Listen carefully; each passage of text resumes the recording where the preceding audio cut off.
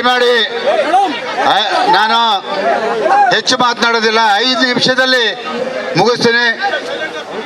ಇವತ್ತಿನ ಈ ಒಂದು ಪ್ರತಿಭಟನಾ ಮೆರವಣಿಗೆಗೆ ಬಂದಿರುವಂಥ ನನ್ನೆಲ್ಲ ಕನ್ನಡ ಪರ ಸಂಘಟನೆಗಳ ಮುಖಂಡರೇ,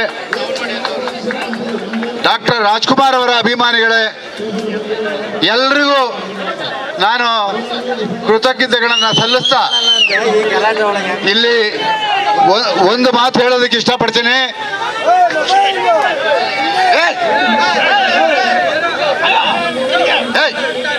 ಸುಮ್ಮನೆ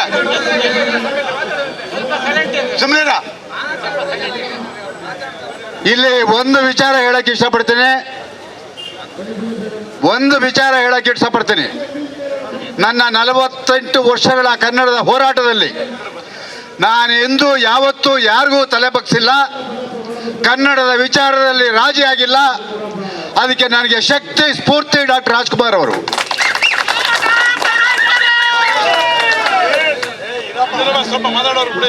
ಇವತ್ತು ಈ ಒಬ್ಬ ಚೇತನ್ ಅನ್ನೋ ವ್ಯಕ್ತಿ ನನ್ನ ಮೇಲೆ ಪೊಲೀಸ್ ಇಲಾಖೆಗೆ ಮೊಕದ್ದಮೆಯನ್ನ ಹೂಡಿದ್ದಾನೆ.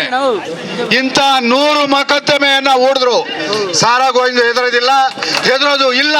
ಯಾಕೆ ಅಂತ ಹೇಳಿದ್ರೆ ರಾಜ್ಕುಮಾರ್ ಆದರ್ಶಗಳು ನನ್ನ ಜೀವನದಲ್ಲಿ ಹರಿದಾಡ್ತಾ ಇದೆ. ಸ್ನೇಹಿತರೆ, ಎಲ್ಲಿಂದ ಬಂದೆ ನೀನು? ನಿನಗೆ ಸಂಸ್ಕೃತಿ ಕಲ್ತಿಲ್ವಾ? ನಿಮ್ಮ ಅಮ್ಮ ಬುದ್ಧಿ ಹೇಳ್ಕೊಟ್ಟಿಲ್ವಾ? ಹಿರಿಯರು ಅಂದ್ರೆ ಏನು? ಈ ನಾಡಿಗೆ ಕೊಟ್ಟಿರುವಂತ ಕೊಡುಗೆ ಏನೇನಿದೆ ನಿನ್ಗೆ ಯಾರು ಹೇಳ್ಕೊಟ್ಟಿಲ್ವಾ? ಇವತ್ತು ನೀನೊಬ್ಬ ನಿರುದ್ಯೋಗಿ, ಉದ್ಯೋಗ ಇಲ್ದೇ ಮನೇಲಿ ಕೂತಿದ್ಯಾ. ಪುಕ್ಸಟ್ಟೆ ಪ್ರಚಾರಕ್ಕೆ ಇವತ್ತು ನೀನು ಬೀದಿಗೆ ಬಂದು ರಾಜ್ಕುಮಾರ್ ಬಗ್ಗೆ ಮಾತಾಡ್ತೀಯಾ? ರಾಜ್ಕುಮಾರ್ ಬಗ್ಗೆ ಮಾತಾಡೋದಕ್ಕೆ ನಿನ್ಗೆ ಏನು ಯೋಗ್ಯತೆ ಇದೆ? ಅವರು ರಾಜ್ಕುಮಾರ್ ಅಂತ ಪುಣ್ಯಾತ್ಮನ ಪಡೆದಬಲ್ಲ ಈ ಕರ್ನಾಟಕದ ನಾವೇ ಪುಣ್ಯರು. ಅಂತ ಮಹಾನ್ ವ್ಯಕ್ತಿ ಅವರು ಯಾವುದಕ್ಕೂ ಕೂಡ ಆಸೆ ಪಟ್ಟವರಲ್ಲ, ರಾಜಕೀಯ ಪ್ರವೇಶ ಮಾಡಿದವರಲ್ಲ. ಅವ್ರೇನಾದ್ರೂ ಗೋಕಾಕ್ ಚಳುವಳಿ ಒಂದು ಚಳುವಳಿಯನ್ನ ಮಾಡದೇ ಇದ್ರೆ ಕರ್ನಾಟಕದಲ್ಲಿ ಕನ್ನಡಿಗರು ನಾವು ಅನಾಥರಾಗ್ತಿತ್ತು. ನಮ್ಮನ್ನೆಲ್ಲ ರಕ್ಷಣೆ ಮಾಡಿರೋದು ರಾಜ್ಕುಮಾರ್ ಅವರು. ಅವರ 206 ಚಿತ್ರಗಳನ್ನ ನೋಡ್ಕೊಂಡು ಬನ್ನಿ. 206 ಚಿತ್ರಗಳಲ್ಲಿ ಒಂದಲ್ಲ ಒಂದು ರೀತಿಯ ಸಂದೇಶವನ್ನ ಕೊಟ್ಟಂತ ಪುಣ್ಯಾತ್ಮ ರಾಜ್ಕುಮಾರ್ ಅವರು. ಭಾರತ ಸರ್ಕಾರ ಸುಮ್ಮನೆ ನಿಮಗೆ ಪದ್ಮಭೂಷಣ ಪ್ರಶಸ್ತಿ ಕೊಟ್ಬಿಡ್ತಾರ? ಸುಮ್ಮನೆ ನಿಮಗೆ ಪಾಲ್ಕೆ ಪ್ರಶಸ್ತಿ ಕೊಟ್ಬಿಡ್ತಾರ? ಆ ಯೋಗ್ಯತೆ, ಆ ಘನತೆ ಇದ್ದಿದ್ದು ಡಾಕ್ಟರ್ ರಾಜ್ಕುಮಾರ್ ಅವರಿಗೆ. ಅವ್ರ ಮನೆಯವ್ರು ಯಾರು ಕೇಳಿಲ್ಲ ಜಾಗನ, ಸರ್ಕಾರ ಮುಂದೆ ಬಂತು. ಇಂಥ ಒಬ್ಬ ಪುಣ್ಯಾತ್ಮನ ಒಂದು ಸ್ಮಾರಕ. ಏನ್ರಿ ರಾಜ್ಕುಮಾರ್ ಅವ್ರಿಗೆ ಜಾಗ ಇರಲಿಲ್ವಾ? ಕುಂಬಳಗೋಡಲ್ಲಿ ಅವರು 15 ಎಕರೆ ಜಾಗ ಇದೆ. ಅವ್ರಿಗೆ ಆಸೆ ಇದ್ದಿತ್ತು, ಅವ್ರ ತಾಯಿ, ಅವ್ರ ತಮ್ಮ, ಅವ್ರ ಪಕ್ಕ ಇದನ್ನ ನನ್ನ ಸ್ಮಾರಕ ಅಲ್ಲಿ ಮಾಡಿ ಅಂತ ಹೇಳ್ಬಿಟ್ಟು ಅವ್ರು ಹೇಳಿದ್ರು. ಆದರೆ ಸರ್ಕಾರ ಈ ಪುಣ್ಯಾತ್ಮನ ಒಂದು ಸ್ಮಾರಕ ಇವತ್ತು ಅದನ್ನು ಯಾರೂ ಸಮಾಧಿ ಅನ್ನೋದಿಲ್ಲ, ಪುಣ್ಯಭೂಮಿ ಅಂತಾರೆ. ಅಂತ ಪುಣ್ಯಭೂಮಿಯನ್ನ ಬೆಂಗಳೂರು ನಗರದಲ್ಲಿ ಮಾಡಬೇಕು, 4-6 ಜನಕ್ಕೆ ಹೊರಗಡೆಯಿಂದ ಬಂದಂಥವ್ರಿಗೆ ಗೊತ್ತಾಗಬೇಕು ಅಂತ ಹೇಳಿ ಸರ್ಕಾರ ಅವತ್ತು ಮುಂದೆ ಬಂದು ಆ ಒಂದು ಸ್ಮಾರಕವನ್ನು ಕಟ್ಟೋದಕ್ಕೆ ಅವಕಾಶ ಕೊಡ್ತು. ಇವತ್ತು ಎಷ್ಟು ಜನರಿಗೆ ಭಾರತದಲ್ಲಿ ಸ್ಮಾರಕ ಕಟ್ಟೋದಕ್ಕೆ ಜಾಗ ಕೊಟ್ಟಿಲ್ಲ. ಇವತ್ತು ಅಂಥವ್ರ ಬಗ್ಗೆ ಎಲ್ಲ ಮಾತಾಡಿ ಮಹಾತ್ಮ ಗಾಂಧಿ ಅವರು 200 ವರ್ಷ ಗುಲಾಮಗಿರಿಯನ್ನ ಕಿತ್ತು ಒಗೆದು ಅದಕ್ಕೆ ಅಹಿಂಸಾ ಅನ್ನೋ ಒಂದು ಪದವನ್ನು ಇಟ್ಕೊಂಡು ಹೋರಾಟವನ್ನು ತಂದು ನಮ್ಗೆಲ್ರಿಗೂ ಸ್ವಾತಂತ್ರ್ಯ ತಂದುಕೊಟ್ಟ ಪುಣ್ಯಾತ್ಮ. ನಾಳೆ ಅವ್ರ ಬಗ್ಗೆನೂ ಮಾತಾಡ್ತೀರಾ? ಆ ಅಹಿಂಸಾ ಪದವನ್ನು ಇಟ್ಕೊಳ್ಳೋದಕ್ಕೆ ನಿನಗೆ ಏನು ಯೋಗ್ಯತೆ ಇದೆ? ಎಲ್ಲ ದಲಿತರ ಸಂಘಟನೆ 4 ಜನದ ಹೇಳ್ಕೊಂಡು ಇವತ್ತು ಬೇರೆ ನಾಯಕರ ಹೆಸರು ಹೇಳ್ಕೊಂಡು ಪೊಲೀಸ್ ಸ್ಟೇಷನ್ಗೆ ಮೊಕದ್ದಮೆ ಕೊಟ್ಟಿದೀಯಾ. ಅವರೆಲ್ಲ ನಗ್ತಾರೆ. ಅವರೆಲ್ಲ ನನ್ನ ಗೆಳೆಯರೇ. ಬಹಳಷ್ಟು ಜನ ನನ್ನ ಗೆಳೆಯರಿದ್ದಾರೆ, ಹಿರಿಯರಿದ್ದಾರೆ. ನಾವು ಯಾವತ್ತು ಇಡೀ ಕರ್ನಾಟಕದಲ್ಲಿ 16,000 ರಾಜ್ಕುಮಾರ್ ಅಭಿಮಾನಿಗಳ ಸಂಘವನ್ನು ಕಟ್ಟಿ ಇಡೀ ನಾಡಿಗೆ ಕನ್ನಡ ಹೋರಾಟವನ್ನು ತಗೊಂಡೋದೆ. ನಾನು ಒಂದೇ ಒಂದು ದಿನ ಯಾರೇ ಸಂಘಟನೆಯವರು ಬಂದರೂ ಕೂಡ ನಿನ್ನ ಜಾತಿ ಯಾವುದು ಅಂತ ಕೇಳಿಲ್ಲ. ಅದಕ್ಕೆ ಸಾಕ್ಷಿ ಇಲ್ಲಿರೋರೆ. ಯಾರೊಬ್ಬರೂ ಜಾತೀಯತೆಯನ್ನು ಮೀರಿ ಬೆಳೆದಂಥವ್ನು ನಾನು. ಯಾವತ್ತೂ ಕೂಡ ನಾನು ಅದನ್ನು ಬಯಸಿದವನಲ್ಲ, ಅದನ್ನು ಹೇಳಿದವನಲ್ಲ.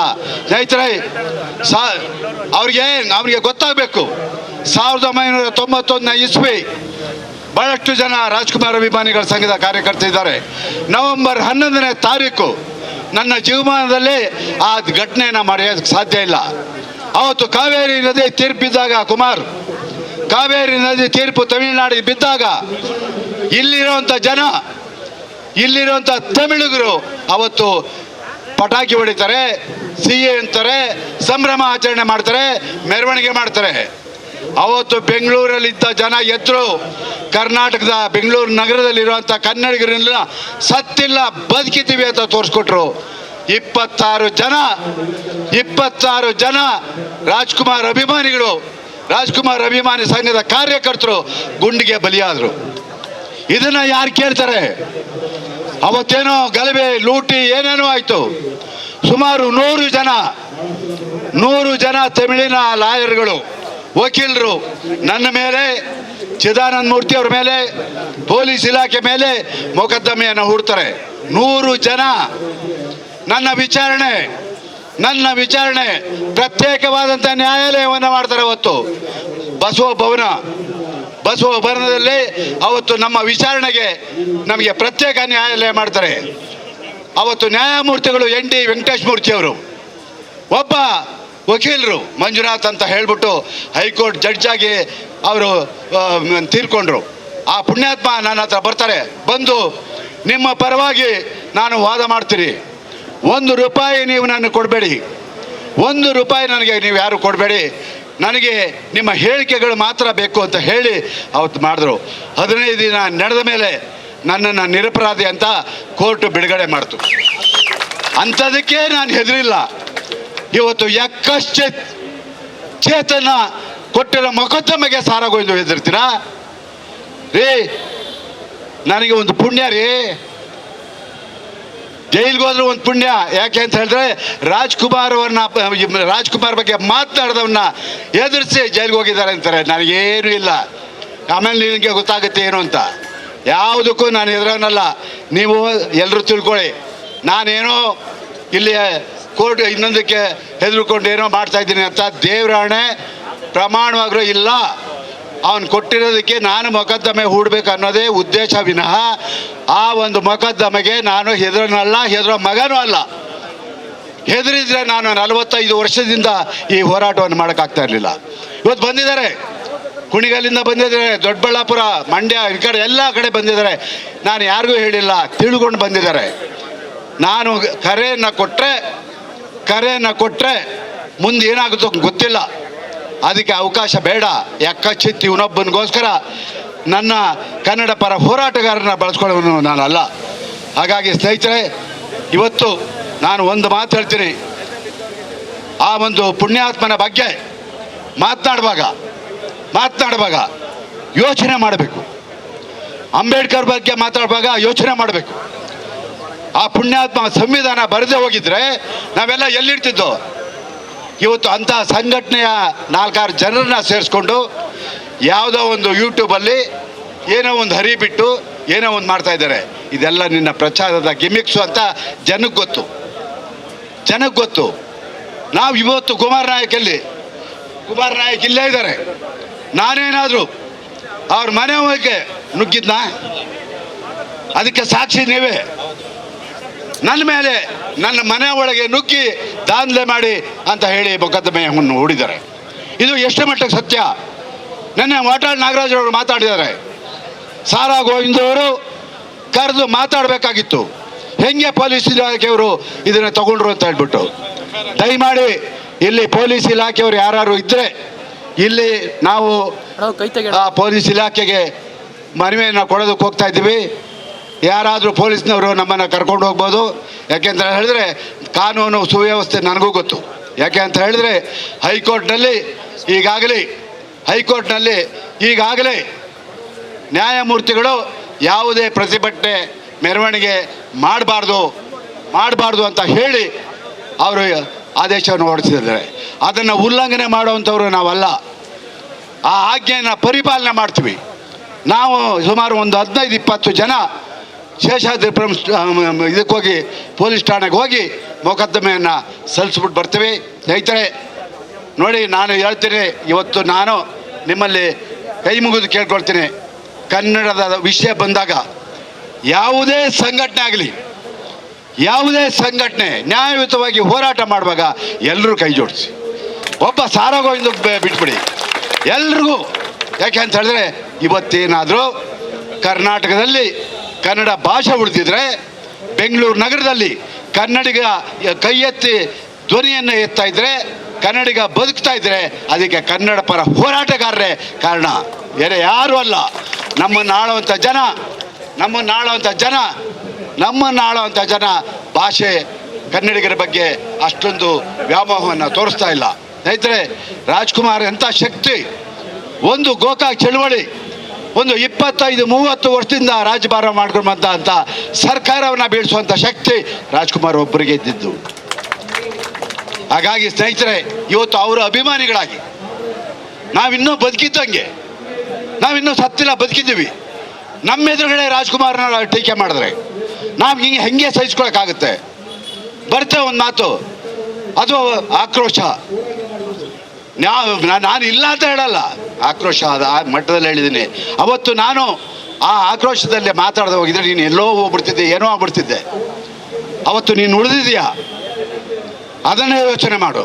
ಹಾಗಾಗಿ ಸ್ನೇಹಿತರೆ, ಇಲ್ಲಿ ನಾನು ಪ್ರತಿಭಟನೆಯನ್ನು ಮಾಡ್ತಾ ಇರೋದು ಹೆದರ್ಕೊಂಡಂತೂ ಅಲ್ಲ.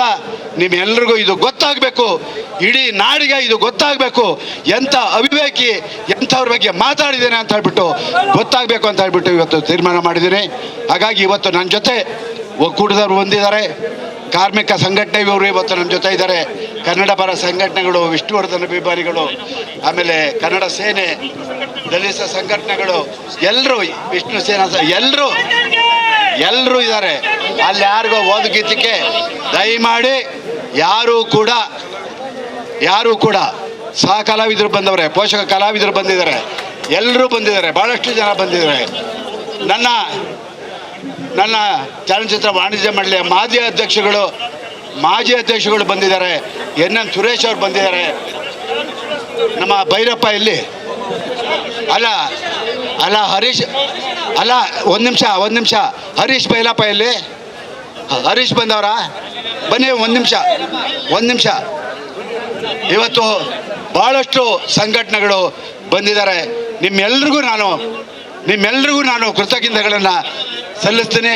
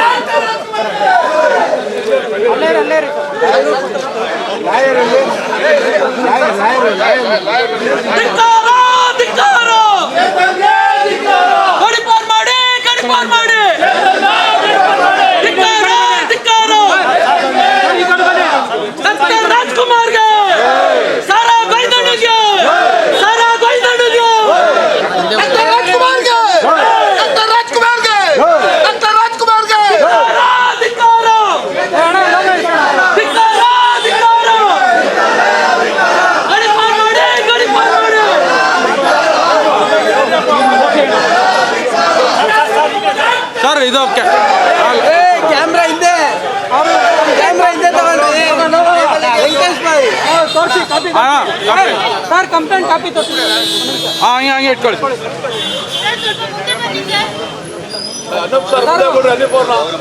ಇರಪ್ಪ ಸರ್ ಮೇಲೆ ಇಟ್ಕೊಳ್ಳಿ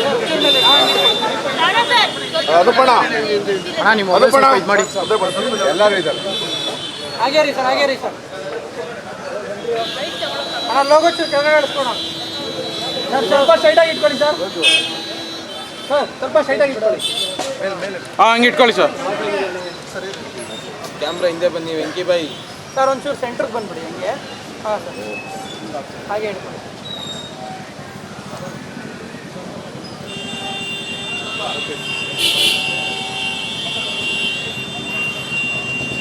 ಹಾಂ ಓಕೆ ಸರ್ ಓಕೆ ಬೈಕ್ ಕೊಟ್ಬಿಡಿ ಸರ್ ಹಾಂ ಲೋಗೋ ಹಿಡೀರಣ್ಣ ಅಣ್ಣ ಹಿಂದೆ ಬರೋಣ ನೀನು ಬೈಟ್ಗೆ ಲೋಗೋ ಹಿಡೀರಣ್ಣ ಮೇಲೆ ಇಟ್ಕೊಳ್ಳಿ ಹಾಂ ರೆಡಿ ಸರ್ ಧನು ಬಾಯ್ ಸ್ವಲ್ಪ ಹಿಂದೆ ಬನ್ನಿ ಓಕೆ ಸ್ವಲ್ಪ ಹಿಂದೆ ಹೇಳಿ ಸರ್ ಹೇಳಿ ಸ್ಟಾರ್ಟ್ ಮಾಡಿ ಸರ್ ಸ್ವಲ್ಪ ಹಿಂದೆ ಇವತ್ತು ಏನು ಕಳೆದ 4-5 ದಿನಗಳ ಹಿಂದೆ ಅಹಿಂಸಾ ಚೇತನ್ ಅಲ್ಲ ಹಿಂಸಾ ಚೇತನ್ ಅವರು ನನ್ನ ಮೇಲೆ ಮೊಕದ್ದಮೆಯನ್ನು ಕೊಟ್ಟಿದ್ರು, ಮೊಕದ್ದಮೆಯನ್ನು ದಾಖಲು ಮಾಡಿದ್ರು. ಅದು FIR ಆಗಿದೆ ಅಂತ ಕೇಳ್ಪಟ್ಟು ನಾವ್ಯಾರೂ ಕೂಡ ಅವನ FIRಗೆ ಹೆದರಿ ಅಥವಾ ಮತ್ತೊಂದು ಮಾಡ್ಕೊಂಡು ಇದಕ್ಕೆ ಬಂದಿಲ್ಲ. ನನ್ನೆಲ್ಲ ಕನ್ನಡ ಪರ ಹೋರಾಟಗಾರರು ಅವನ ಮೇಲೆ ಮೊಕದ್ದಮೆ ನಾವು ಕೊಡಲೇಬೇಕು ಅಂತ ಹೇಳಿ ಒತ್ತಾಯವನ್ನು ಮಾಡಿದ್ರು. ಅದರಲ್ಲಿ ವಿಶೇಷವಾಗಿ ನನಗೆ ಭಾಳ ಖುಷಿಯಾಗಿದ್ದು ಅಂದರೆ ಕೇವಲ ರಾಜ್ಕುಮಾರ್ ಅಭಿಮಾನಿಗಳ ಸಂಘ ಮಾತ್ರ ಸೇರಿಲ್ಲ. ಇದು ರಕ್ಷಣಾ ವೇದಿಕೆಯ ಪ್ರವೀಣ್ ಕುಮಾರ್ ಶೆಟ್ಟಿ ಇದ್ದಾರೆ, ಕನ್ನಡ ಸೇನೆಯ KR ಕುಮಾರ್ ಅವರಿದ್ದಾರೆ, ಮತ್ತು ನಮ್ಮ ಹರೀಶ್ ಭೈರಪ್ಪ ಅವರಿದ್ದಾರೆ, ಮತ್ತು ಕುಮಾರ್ ನಾಯಕ್ ಅವರಿದ್ದಾರೆ, ನಮ್ಮ ಕನ್ನಡ ಜಾಗೃತಿ ವೇದಿಕೆಯ ಮಂಜುನಾಥ್ ದೇವ್ ಇದ್ದಾರೆ, ಕದಂಬ ಕನ್ನಡಿಗರ ಯುವಕ ಇದೆ, ಬೆಂಗಳೂರು ಮಂಡ್ಯದಿಂದ ಬಂದಿದ್ದಾರೆ, ಕುಣಿಗಲ್ಲಿಂದ ಬಂದಿದ್ದಾರೆ, ದೊಡ್ಡಬಳ್ಳಾಪುರದಿಂದ ಬಂದಿದ್ದಾರೆ, ರೂಪೇಶ್ ರಾಜಣ್ಣ ಅವರು ಬಂದಿದ್ದಾರೆ, ಭಾಳಷ್ಟು ಜನ ನನ್ನ ಗೆಳೆಯರು ಬಂದಿದ್ದಾರೆ. ಇವತ್ತು ಯಾಕೆ ಬಂದಿದ್ದಾರೆ ಅಂತ ಹೇಳಿದ್ರೆ ನನಗೆ ಬೆಂಬಲವಾಗಿ ನಾನು 45 ವರ್ಷದ ಹೋರಾಟದಲ್ಲಿ ಯಾವತ್ತೂ ಇಂಥದನ್ನು ನಾನು ಎದುರಿಸಿದ್ದೀವಿ. ಈ ನಾಡು ನುಡಿಗೋಸ್ಕರ ಸಾವಿರಾರು ಕೇಸ್ ಹಾಕ್ಸ್ಕೊಂಡಿದ್ದೀವಿ. ಆದರೆ ವೈಯಕ್ತಿಕ ವಿಚಾರಗಳಲ್ಲಿ ರಾಜ್ಕುಮಾರ್ ವಿಚಾರದಲ್ಲಿ ಯಾರೂ ಕೂಡ ಒಂದೆತ್ತಿರಲಿಲ್ಲ. ಆದರೆ ಈ ಚೇತನ ಒಬ್ಬ ವ್ಯಕ್ತಿ ಪ್ರಚಾರಕ್ಕೋಸ್ಕರ ನಿರುದ್ಯೋಗಿ ಇವತ್ತು ಇಂಥ ಒಂದು ಕೆಲಸವನ್ನು ಮಾಡಿದ್ದಾರೆ. ಯಾರ ಬಗ್ಗೆ ಮಾತಾಡಿದ್ರೆ ಯಾರಿಗೆ ಗೌರವ ಸಿಗುತ್ತೆ ಅದನ್ನು ಯೋಚನೆ ಮಾಡಬೇಕು. ಈ ನಾಡಿಗೆ ಒಂದು ಸಾಂಸ್ಕೃತಿಕ ರಾಯಭಾರಿ ಅಂತ ಹೇಳ್ಬಿಟ್ಟು ಕರೀತಾರೆ ರಾಜ್ಕುಮಾರ್ ಅವ್ರನ್ನ. ಅವ್ರ ಕೊಡುಗೆ ಏನು? ಸುಮ್ಮನೆ ಕೊಟ್ಟರ ಕರ್ನಾಟಕ ರತ್ನ ಪ್ರಶಸ್ತಿಯನ್ನು ಯಾಕೆ ಕೊಟ್ಟರು? ರಾಜ್ಕುಮಾರ್ ಸಾಧನೆ, ಆ ಸಾಧನೆಗೆ ಕೊಟ್ಟಿದ್ದಾರೆ. ಅದನ್ನು ನೋಡಿ ನೀನು ಅವರ ಆದರ್ಶಗಳನ್ನಾದರೂ ಬೈಗೂಡಿಸ್ಕೊಂಡು ನೀನೊಬ್ಬ ಮನುಷ್ಯನಾಗಿ ಬದುಕು. ಭಾಳ ಹಿಂದೆ ಪ್ರವೀಣ್ ಅವರೇ ಇಂಥದ್ದೇ ಒಂದು ಘಟನೆ ಆಗಿತ್ತು. ನಾವು ಇದ್ದು, ಪ್ರವೀಣ್ ಅವರು ನೀವು ಇದ್ರಿ, ಮತ್ತಿದ್ದೀರ. ವಾಟಾಳ್ ನಾಗರಾಜರು ನಾನು ಗೌರಿ ಲಂಕೇಶ್ ಅವರ ಒಂದು ಪಾರ್ಥಿವ ಶರೀರವನ್ನು ನೋಡೋಕೆ ಹೋದಾಗ ರವೀಂದ್ರ ಕಲಾಕ್ಷೇತ್ರದಲ್ಲಿ ವಾಟಾಳ್ ನಾಗರಾಜ್ ಅವರ ಸಾಧನೆ ಏನು, ಅವ್ರನ್ನ ವಾಟಾಳ್ ಅವರೇ ಅಂತ ಕರೀತೇನೆ. ಅಯೋಗ್ಯ. ಅವತ್ತೇ ಜನ ಆಕ್ರೋಶಕ್ಕೊಳಗಾದರು. ಮಧ್ಯ ಪೊಲೀಸ್ನ ಪ್ರವೇಶ ಮಾಡಿ ಅಂದರೆ ನಿನಗೆ ಸಂಸ್ಕೃತಿ ಹೇಳ್ಕೊಟ್ಟಿಲ್ವಾ? ನಿನಗೆ ಬುದ್ಧಿ ಹೇಳ್ಕೊಟ್ಟಿಲ್ವಾ? ನಿಮ್ಮ ತಂದೆ ತಾಯಿ ಯಾವ ರೀತಿ ಬೆಳೆಸಿದ್ದಾರೆ? ಇವತ್ತಾದರೂ ನೀನು ಮನುಷ್ಯನಾಗುವಂಥ ಒಂದು ಮಾತನ್ನು ನಿನಗೆ ಹೇಳ್ತಾ ಇನ್ನು ಮುಂದೆ ಯಾರ ಬಗ್ಗೆ ಮಾತಾಡುವಾಗ ಅವರ ಚರಿತ್ರೆ ತಿಳ್ಕೊ, ವಿಚಾರ ತಿಳ್ಕೊ. ಪಾಪ ಅಮಾಯಕರು ಅಂಬೇಡ್ಕರ್ ಅವರ ಹೆಸರು ಹೇಳ್ಕೊಂಡು ಅವ್ರನ್ನ ಕಟ್ಕೊಂಡು ಬಹಳಷ್ಟು ಜನ ಸರ್ ಇವಾಗ ಪೊಲೀಸ್ ಸ್ಟೇಷನ್ ಅಲ್ಲಿ ಏನ್ ಹೇಳಿದ್ರು ಪೊಲೀಸ್ನಲ್ಲಿ ಅವರೇ ಮೊಕದ್ದಮೆ ಹಾಕಿದನು, ನಾನು ಅದೇ ಥರ ಕೊಡ್ತೀನಿ, FIR ಮಾಡೋದು ಅಂತ ಹೇಳಿದ್ದಾರೆ. ಅದೇನಾಗುತ್ತೆ ನೋಡೋಣ ಮುಂದೆ. ಸರ್ ಇವಾಗ ಸಾರ ಗೋವಿಂದ್ ಅವರು ಇಂಡಸ್ಟ್ರಿನಲ್ಲಿ ಒಬ್ಬಂಟಿಗರಾದ್ರ ಅಂತ ಈಗ ಕನ್ನಡ ಪರ ಹೋರಾಟಗಾರರು ನಿಮ್ ಜೊತೆಗಿದ್ದಾರೆ ಹೊರತು ಇಂಡಸ್ಟ್ರಿನಲ್ಲಿ ಯಾವುದೇ ಕಲಾವಿದರು ಬಂದಿಲ್ಲ ನಿಮ್ ಜೊತೆ ಇವತ್ತು. So, ಇದಕ್ಕೆ ಎಲ್ಲ ಸೋಷಿಯಲ್ ಮೀಡಿಯಾಗಳಲ್ಲಿ ಏನ್ ಹೇಳ್ತಿದ್ದಾರೆ ಅಂತಂದ್ರೆ ಸಾರಾ ಗೋವಿಂದ್ ಅವರು ಒಬ್ಬಂಟಿ ಆದ್ರು ಅಂತ ಹೇಳ್ತಿದ್ದಾರೆ. ಎಲ್ಲ ಆ ಥರ ನೀವೇ ಅದನ್ನು ಕ್ರಿಯೇಟ್ ಮಾಡ್ಕೊಂಡ್ಬಿಟ್ರೆ ನಾನೇನು ಮಾಡೋಕ್ಕಾಗಲ್ಲ. ಇಡೀ ಇಡೀ ಇಡೀ ಇಡೀ ಇಡೀ ಇಂಡಸ್ಟ್ರಿ ಇದೆ. ನೀವು ನೋಡಿದ್ರಿ ಎಷ್ಟು ಜನ ಬಂದಿದ್ರು ಅಂತ ಹೇಳ್ಬಿಟ್ಟು. ಅದಕ್ಕೆ ಯಾವತ್ತು ಇಂಡಸ್ಟ್ರಿಯವರು ನಾನು ಯಾವತ್ತು ಸರ್ ಯಾರು ನಿಮ್ಮ ಪರವಾಗಿ ಫೈಟ್ ಮಾಡಿಲ್ಲ ನೋಡಿ ಅಂತ ಇದನ್ನ ನಾನು ಯಾರನ್ನು ಕರೆದಿಲ್ಲ. ಸರ್ ಅಲ್ಲ ಸರ್ ನೀವು ಈಗ ಕಾವೇರಿ ಹೋರಾಟದಲ್ಲಿ ಯಾವ ಮುಂದೆ ಇರ್ತಾ ಇದ್ದೀವಿ ಓಕೆನಾ? ನಾನು ಎಲ್ರಿಗೂ ಕರೆ ಕೊಡ್ತಿಲ್ಲ, ಕೇವಲ ನನ್ನ ಸಂಘಟನೆಗೆ ಮಾತ್ರ ಇವತ್ತು ಕರೆ ಕೊಡ್ತೀನಿ. ಯಾವತ್ತೂ ನಾನು ನನ್ನ ಹೋರಾಟಕ್ಕೆ ಚಲನಚಿತ್ರ ವಾಣಿಜ್ಯ ಮಂಡಳಿಯನ್ನು ಯಾವತ್ತೂ ಬಳಸ್ಕೊಂಡಿಲ್ಲ, ಬಳಸ್ಕೊಳ್ಳೋದು ಇಲ್ಲ. ಇದು ನನ್ನ ವೈಯಕ್ತಿಕ ಹೋರಾಟ. ಸರ್ ಇನ್ನೊಂದು ಯಾರಾದರೂ ಕಾಲ್ ಮಾಡಿ ಮಾತಾಡಿದ್ರ ಅಥವಾ ಏನಾದ್ರು ಹೇಳಿದ್ರೆ ನೋಡಿ, ಮುಂದಿನ ದಿನಗಳಲ್ಲಿ ಇದೆಲ್ಲ ಚರ್ಚೆಗಳು ನಡೆಯುತ್ತೆ. ಅವರು ಏನು ಕಾನೂನು ಕ್ರಮ ತಗೊಳ್ತಾರೆ, ಅದರಲ್ಲಿ ಎರಡು ಮಾತಿಲ್ಲ. ನಾವೆಲ್ಲ ಒಟ್ಟಿದ್ದೀವಿ, ಅದನ್ನು ನೀವು ಇದು ಮಾಡ್ತೀರಿ. ಇವರು ಚೇತನ್ ಅವರು ಫಿಲ್ಮ್ ಚೇಂಬರ್ ಅಲ್ಲಿ ಒನ್ ಆಫ್ ದ ಮೆಂಬರ್ ಅಂತ ಕೇಳ್ಪಟ್ಟಿದ್ದೀನಿ. ಸೊ ಯಾಕೆ ಇನ್ನು ಫಿಲ್ಮ್ ಚೇಂಬರ್ ಅವ್ರನ್ನ ಕರೆಸಿ ಏನು ಕ್ರಮ ಕೈಗೊಂಡಿಲ್ಲ ಇದ್ರ ಬಗ್ಗೆ ಇದರಿಂದಾನೆ ಕಿತ್ತಾಕ್ಬೇಕು ಅಂತ ತೀರ್ಮಾನ ಅವರ ಇವರು ಹೋಮ್ ಮಿನಿಸ್ಟ್ರಿಗೆ, ಕಮಿಷನರ್ಗೆ ಕಂಪ್ಲೇಂಟ್ ಕೊಡಬೇಕು ಅಂತ ಹೇಳ್ಬಿಟ್ಟು ತೀರ್ಮಾನ ಮಾಡಿದ್ರು. ನಮ್ಮ ಈ ವಿಡಿಯೋ ನಿಮಗೆ ಇಷ್ಟ ಆದಲ್ಲಿ ಲೈಕ್ ಮಾಡಿ, ಶೇರ್ ಮಾಡಿ, ಕಮೆಂಟ್ ಮಾಡಿ ಮತ್ತೆ ಸಬ್ಸ್ಕ್ರೈಬ್ ಮಾಡಿ.